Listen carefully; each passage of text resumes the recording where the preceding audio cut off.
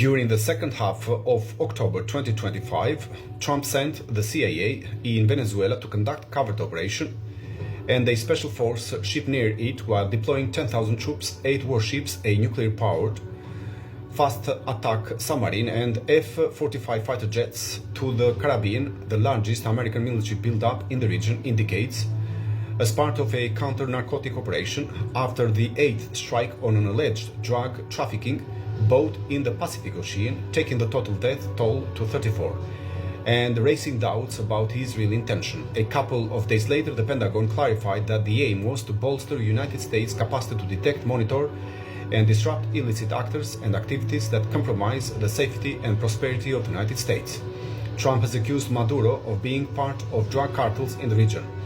But the United States Drug Enforcement Administration report in 2025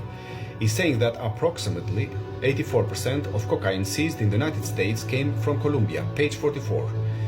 and not from Venezuela, while the accusation that Maduro is leading a drug trafficking organization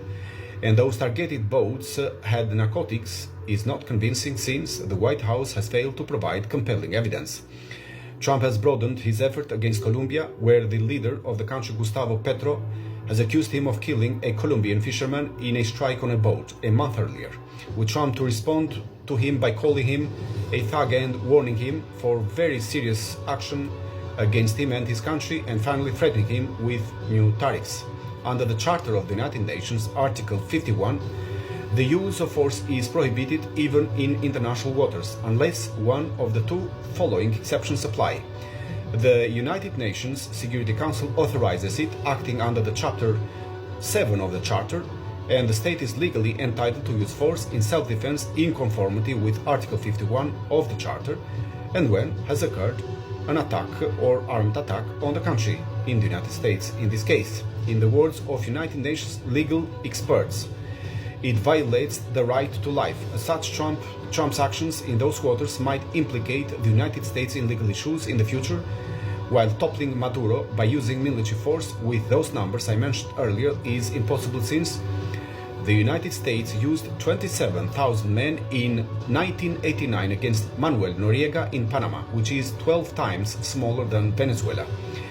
A war against Venezuela will affect also its oil production. Although it does not rank high in oil production,